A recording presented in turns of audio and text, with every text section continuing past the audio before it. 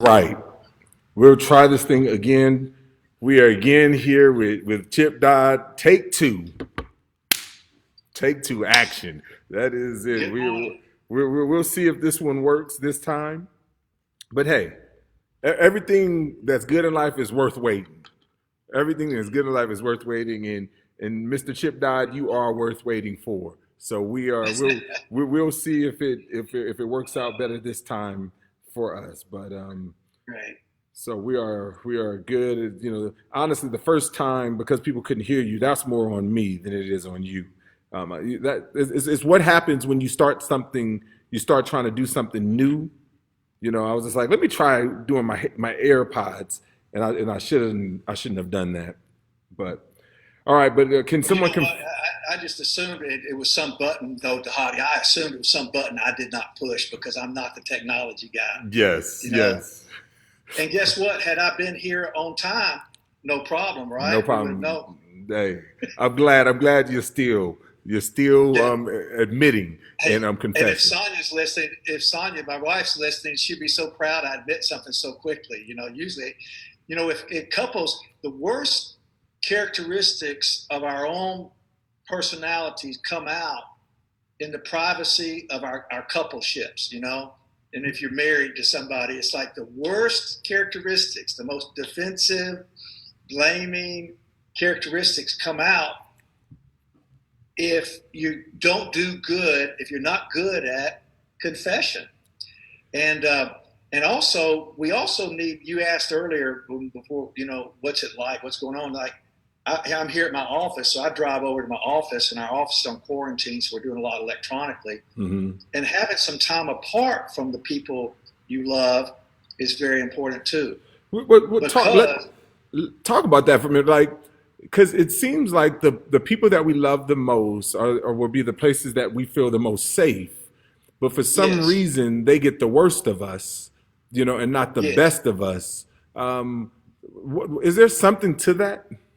Yeah, there really is. I mean, it would take us like a couple of times at this, but attempting to make it simple or simpler is that we down inside our hearts, the way we're constructed, we expect more from the people we love and need more from the people we love than we do other people.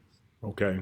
And it's in the vulnerable territories. It's like in our wounds we need these people more, in our deficits, in our territories where we need grace and mercy and acceptance and touch and care and a place to grieve. We need more from each other. Right. And if all we have is each other only, the bucket, it keeps being swapped back and forth, and sooner or later, just not enough. Hmm. Okay? So number one, we need each other more. And number two, if we don't have a place to go to refill our buckets with the capacity to give what they need, and they're doing the same thing to give what we need, then the relationship can become contaminated, toxic. Hmm. Because the Hmm. demand is really high. I mean, the expectation's high. There's nothing wrong with that. That's God made. But that's what I meant a couple of times ago. We were talking about, if I don't have a God to go to, the real true God to go to replenish. If I don't have some men to talk to remind me what manhood is and what it means to be a man, responsibilities of a man with a wife and family, then I'm not getting my bucket filled, and I'll start expecting / demanding from Sonia what she doesn't have to give me. And that's where I've always talked about it takes about 3 to 6 men to help one man love one woman well. Hmm. So, like when a bunch of men hang out telling the truth to each other, commiserating with each other, empathizing with each other, confessing with each other, that man usually goes home and he's better, has more to give his wife and children than otherwise. And if they're doing the same thing, vice versa. It's crazy. It's paradoxical. But we most meet the love needs of the people we love the most by replenishing in some ways in other places, so we have something to bring. Man. Seems kind of weird, doesn't it? That does seem weird, and I think that is very apropos to kind of what we're talking about today. This idea of the art of confession, And I like to define confession is really based upon you. I looked at the voice of the heart, and you don't ever have a place where you ultimately define confession. But I've kind of taken kind of statements that you've said before, and I define the confession now by telling the truth about what's going on inside you.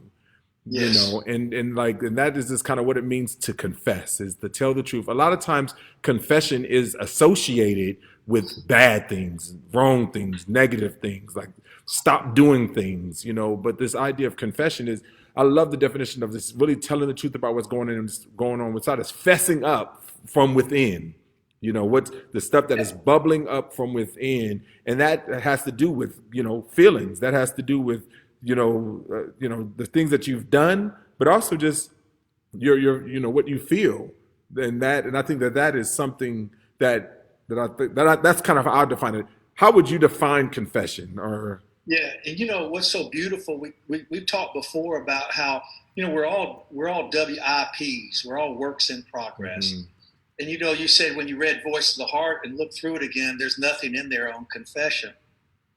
It's because I didn't know what it meant when I wrote it. It's like I didn't know yet that what I was writing was a book about confession. Hmm. And later on, it's like somebody was talking to me, and we were talking, and something about theology and confession came up. And this person said, confession means to agree.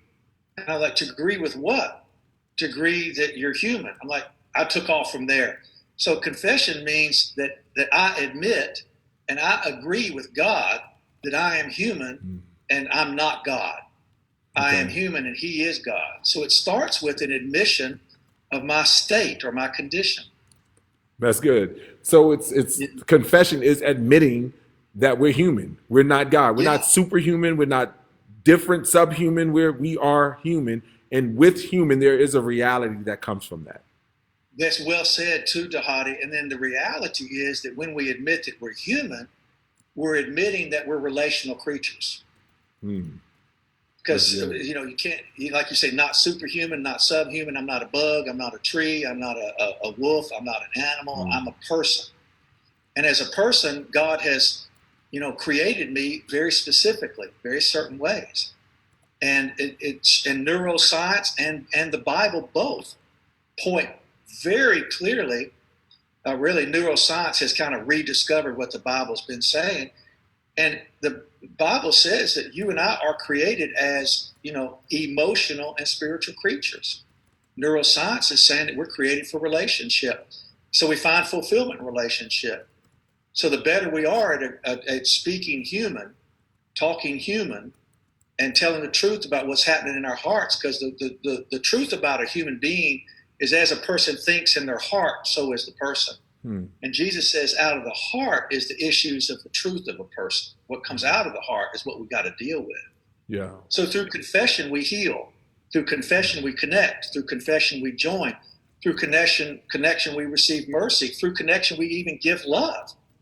To admit what I feel, to admit what I need, to admit what I desire, to admit what I long for, to admit what I hope, is an opportunity for me and you to bond, connect. So with that, tell me how, because it's kind of taking it full circle with this idea that oftentimes we hear Christianity is not about religion, but it's about relationships. You're talking about we are, by confession, is admitting that we are human. And if we're going to admit that we are human and we are built for relationships, and we run from being vulnerable, we run from being known, but we also know that we yearn for that at the same time. We desire it, we crave it. How important is confession? You was referring earlier to your relationship with Sonia. How important is telling the truth about what's going on inside, or agreeing with God that we are human, in order for us to truly have relationship with one another? It's 100% primary. I mean, life fulfillment, relationship starts with me, starts with you. So I have to start with ownership of myself. And there's this, I'll say this a couple times. We have to be seen to be known, and human beings are created for connection. We're made to be known. We're made to belong and matter. We have to be seen to be known. We have to be vulnerable to be touched. if I'm wearing armor, or if I'm defensive, if I'm invulnerable, I can't be touched. I can't feel the experience of having the need of touch met. We're made to be joined, touched. Mm-hmm. So I have to be seen to be known. I have to be vulnerable to be touched. I have to be exposed to be changed. See, I'm making myself available to being connected to life, God, others. And that doesn't mean not having boundaries by any means. I mean, there are people who will disrespect how God made me, that will reject how God made me, will mock vulnerability, who will, turn away from anybody who's admitting that they're human. So you need to get with other humans who are good at fessing up to being human to actually find a connection or fellowship even. So what happens in that scenario? Like, say you have one spouse that is willing to fess up, to be human and admit that they're human, and one spouse that is, because of the trauma, because of their coping mechanisms, they're unwilling to, tell the truth about being human. How does the art of confession help us, in those types of relationships? One is that you can confess to the other person that, I feel sad about not being able to connect to you like I wish to. Yeah. And I'm sorry the way you see me. That's one. Yeah. Two is my ability. Let's say that I'm the traumatized person, or she is. Okay, either way. Let's say that I'm wanting to be in a relationship with somebody who's traumatized. Well, then I'm having to confess to myself and others and God that I feel lonely, I feel sad, I feel scared, whatever happens to be. And I need to take that. If I'm a man, I take that to other men. If I'm a man, I take that to God. If I'm a woman, I take that to other women. If I'm a woman, I take that to God. The big mistake we make is that we take it to places where we're running from, hiding out from our pain, instead of taking to places where we're speaking out or crying out with our pain. So if you go to, this is going to sound negative, it's not a negative thing, but if a man goes to other women or another woman to talk about his spouse, his wife, that's a setup. Because that other woman, he's looking for some other woman to do for him what she isn't able to do for him. Yeah. And that's gonna be secrecy, isolation, hiding out, regret, and so on. But what we have to guard against in relationships where we're not living in equality of confession, and nobody ever completely does, is that we have to be able to not run away from our own pain, and then not get a root of bitterness doesn't start to grow, the bitterness that becomes resentment, the bitterness that becomes dread, anxiety, apathy. Because most marriages die from our lack of confession. Yeah.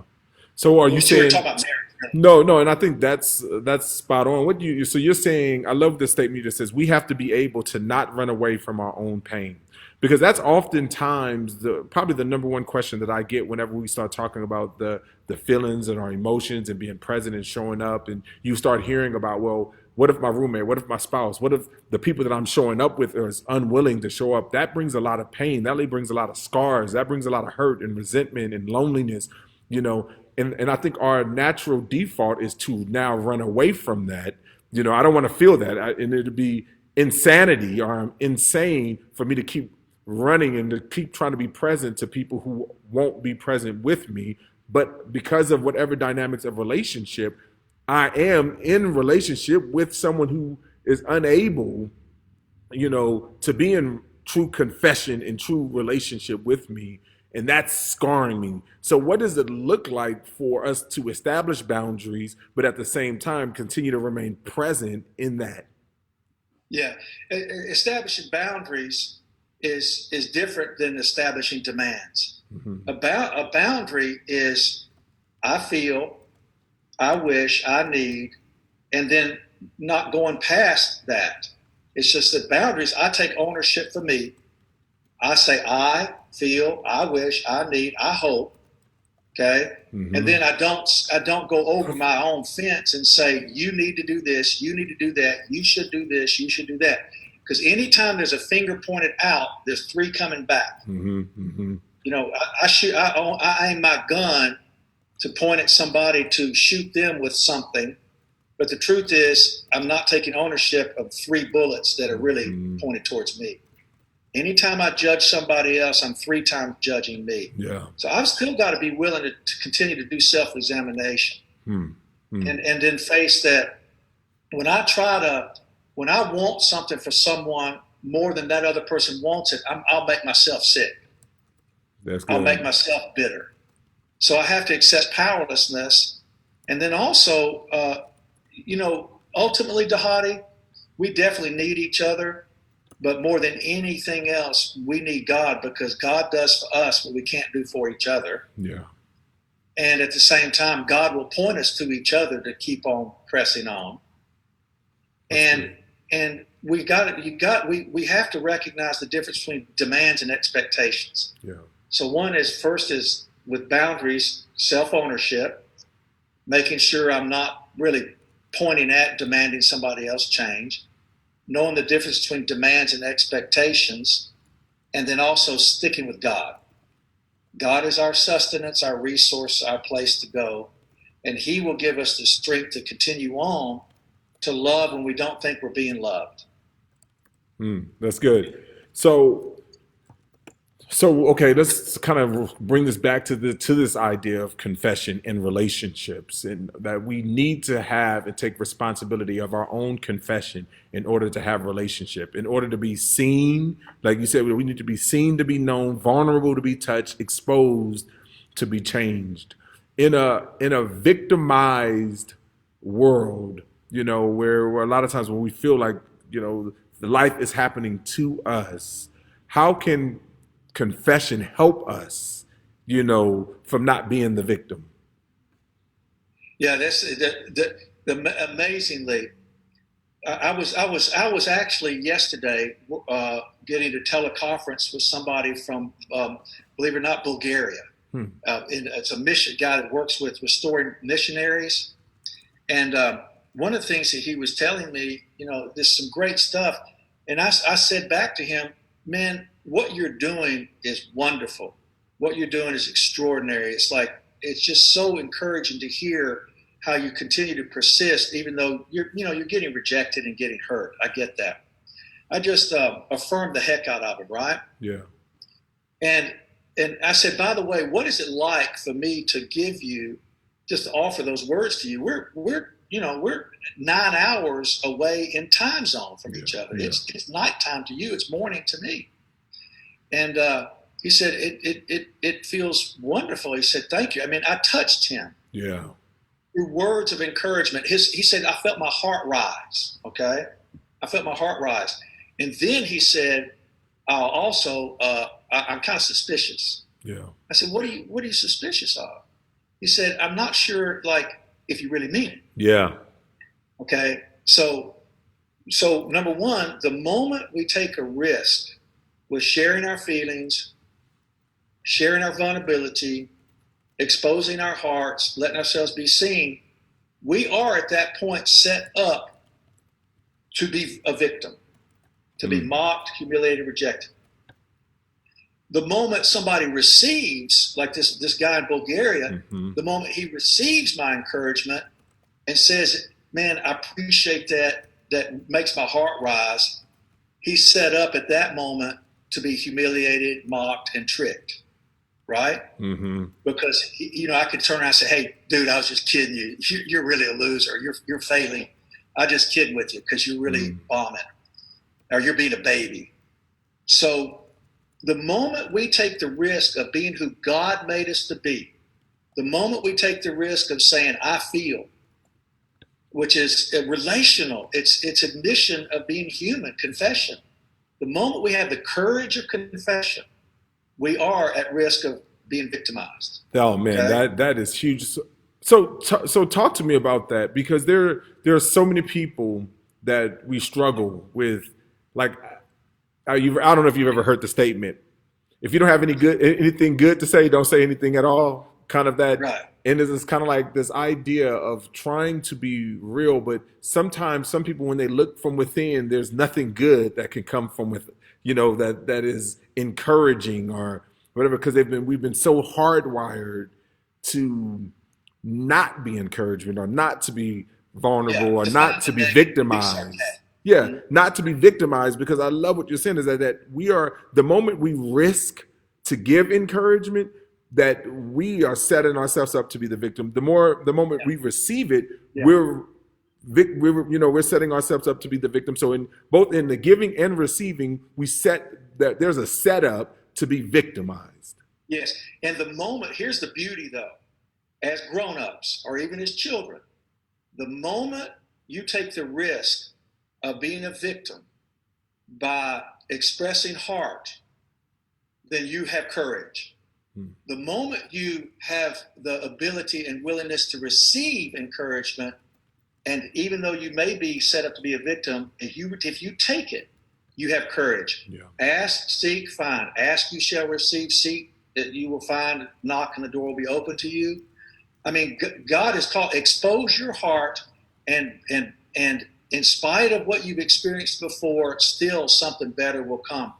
And so I'm saying the moment we declare, I feel, we're being who God created us to be. The moment we declare, I wish, I want, I hope, we're being who God made us to be. And yes, we had been victims when we were young because we were little and didn't have the courage of our own voice. We didn't have people around us to support that voice. But the moment you say, I feel, and are receptive or offering something, you're no longer a victim. That's The good. the moment you and I return to being who God made us to be, we're not victims. Now, we may get hurt, we may get persecuted, but Paul was very, very clear that when we walk in the Spirit, though hard pressed, I'm not, you know the scripture better at this, the hard pressed, I'm not defeated, though, I'm not crushed, and though, that scripture, Corinthians. Yeah. So that's what Paul's saying. We have within us, because of relational healing and connection, we have the capacity to tolerate people being abusive without us becoming victims. That is really good. And so ultimately, if I can draw this parallel, what you're saying is that when we tell the truth about what's going on inside, when we agree with God and that we are human, that one, we are put at risk, but it gives us the ability to live courageously about how we've been made to live. And we've been made to have relationship. And I can't have relationship if I'm not willing to confess. Yes. And I'll tell you, a victim is actually a person who runs away from how they're created. The moment you confess how you're created, you're no longer a victim. That's good. Because regardless of whether or not someone hurts you or what people do to you. Yes. You have returned to how you're made. You've returned to who you're made to be. You've returned to whose you're made to be with, God and others, and you're doing what you're made to do. I mean, you've returned. That repentance. I mean, once we become victims, that's somebody else's fault. Okay, no question about it. But once we spend our lives running away from how we're made, that's our fault. Yeah. And so I'm responsible to come back to how God created me. Yeah. That's good. And that which is in me that he made me to be like is going to pursue me. Wherever I go, there my heart is with me. And the moment I lay claim to I'm in need, I feel, I wish, I can't do this by myself, God goes, all right. You're not a victim. You're not hiding out. You're crying out. Yeah. And I'm telling you, the moment we cry out, we're expressing courage, and courage means full-hearted participation. The moment you take that risk, I know that, but I do support like crazy. Do not continue to risk with people who, if you have needs, do not continue to risk with people who will not respect your needs. Okay, so you have to have a group of God and a few others who can restore you, so you can go out into the world and meet people's needs who you don't need. So, okay, Chip, let me not push back, but let me get some clarity on that. because I hear that, but obviously as a pastor, I think about either my people, I think about, I just think about like life and life circumstances. And as you even know, like there's people in marriages that are refusing to risk. There's parents, there's relationships that I can't get away from, and then I would even be deemed kind of, clearly out of God's will if I were to leave those relationships. You know, how do I remain like? How do I not stop risking? Do I just go into survival mode with a spouse that is unwilling to risk with me, a parent that is unwilling to risk with me, and like, what do I do? Do I keep putting myself in harm's way? Like, how do I navigate those relationships where, like you said, don't continue to put yourself vulnerable in people? That's easy to say with a friend or someone I can just go and just go the other way. But people, when it's in my home, how do I address that? Yeah, and one is that's a great sadness. But in every single relationship, parent, child, child, child, parent, parent, spouse, that's happening. Yeah. That's happening. There's no perfect relationship. We're all works in progress. It's our capacity for mercy, tolerance, and forgiveness seeking that is the only way we make it. So we're back to confession again. Yeah. But you said, but in a relationship where there is no confession in the other. Yeah. Right? That's what you're saying. Yeah. That person will not live in confession. They will not be works in progress. Well, that's where God has given us the same tools we use to live in love are the same tools we use to live in lovelessness. Okay. That's good. And so that's where life is tragic and God is faithful. And so we need to be good at grief, good at knowing how to continue to be dignified in our loneliness and our sadness. But we don't go into survival mode. We simply go into boundary mode. Yeah. Okay, so survival mode means I'm a victim and I'm trying to control them by avoiding and staying away from them versus I'm no longer. I was talking with a couple yesterday, and great couple. They're survivors and they're going to thrive, but they're having money issues in terms of what he wants to do with the money. She's saying, "There's no way I'm going back to." Staying in 400 square feet with you in sleeping bags, sleep on the floor so we can try to become millionaires. Yeah. There's no way I'm going back there. We're finally got money and I'm not going to sleep in a sleeping bag. I want a bed. Yeah. Right? Yeah.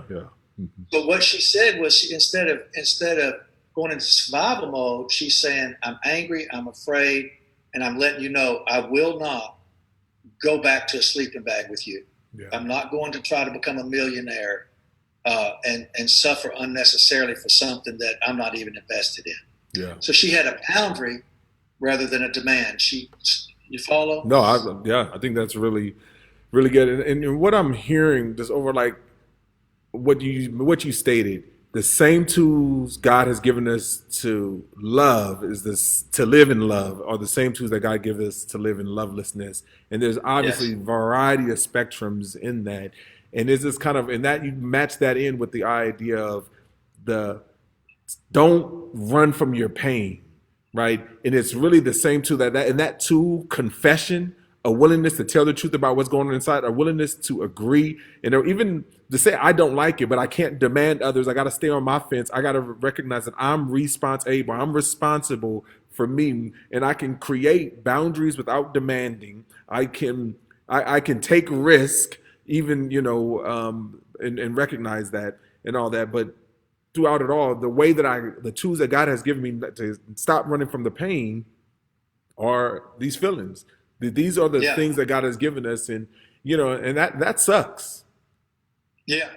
That sucks. And you know what? And that's because we're talking about confession earlier. So like even almost like a wrap up moment here, which is your expertise like crazy, but it's like this, we're created for relationship. And so our great fear is the fear of rejection because we have been. Yeah.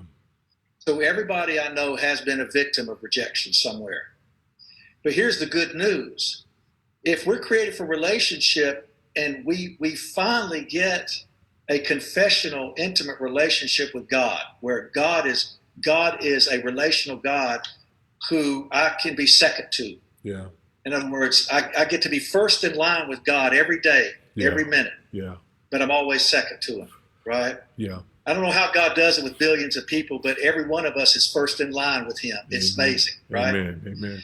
And so reality is that because we're relational creatures, once we have God, we're never alone.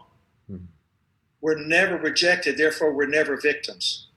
Yeah. Once we have God, an intimate relationship with God, there's no such thing as being a victim again, because we're never alone. Because that's what victimization is being rejected, our hearts being rejected, our brains being harmed, and our bodies being abused. And I know it sounds so strange, but because what we're talking about today is the victimization in relationship, the victimization of rejection. Yeah. Right? That's what we're really talking about, relational rejection. Yeah. And I'm saying that once we have intimacy with God, we're never alone. We always have a place to go. And a lot of times, bitterness grows when there's not enough God in each of those people separately. Yeah. We're trying to get from them what's God's to give us. Yeah. And that's what you were saying is when we begin to look over the fence and demand instead of trying to get what we need from God in order to, so that we can be present and show up and have what we need to be present. Yeah, like Sonia, you know, I mean, I love her like crazy, and she loves me. She keeps telling me she loves me. You know, I see him hedging my bets. Like, she keeps telling me that, you know, I could be fooled. Yeah. And we're talking about 40 years, and I'm still like, I could be fooled. See, that's a suspicion that we have. But I mean, Sonia, I love her like crazy, and she loves me, but Sonia's not enough for me. Yeah, and that's hard because that's what so many of us, we believe the lie that once we get married that you would, you know, the old Jerry Maguire quote, "You complete me." Yes. This is not the truth. It's like, you know, that's going to turn out badly. Yeah, yeah. And you know, all those movies and cartoons, they say they live happily ever after, and the moment the cartoon ends or the movie ends, they say happily ever after. They don't show the rest of the story. That's where the hard work starts. You know. So I mean. When I say Sonia's not enough for me, a lot of people go, whoa. What I'm saying is that she needs not to be enough for me, because otherwise I'm putting too much on her demands. She needs me to need God. Yeah. She needs me to need others so that I'm continuing to grow so she has fruit from the tree. That's good. I need for her to have God. I need for her to have others, so she's getting nurtured from others with things I can't give her. She's got fruit on the tree. And then we can need each other better. Yeah, that's good. We got to grow. Well, Chip, I mean, this is always good. This is always good. I always wanted to stay on, but we are already over time. Next week, we're on for next week. We'll figure it out. Hey, you know what, Dhati? Yeah, if you know, sad part is, I guess, like, as long as you're willing to do it, man, I'm in. Amen. Hey. Hey, I started inviting myself. Hey, Dhati, we gonna do it. We're gonna do it. Now, this is really good. Anytime you say what's enough or it's not working, it's great. But I'm in because, like I said before, I love what you're doing. I respect what you're doing. I just want to participate in your compassion and empathy and care for others. Yeah. And to care for you so that you can continue to care for others. The feeling is mutual, Chip. I really appreciate you as a friend, as a mentor, as a brother, you know, and thank you for helping us live out, you know, what it means to walk in a life of confession. Yeah. You know, a life of vulnerability, a life of, you know, embracing kind of who we are, you know, as humans and the limitations and all that. Tell the truth, give it to God. Amen. Amen. So thank you so much. I appreciate you, man. God bless you. Talk to you later. See you. Bye-bye. Bye.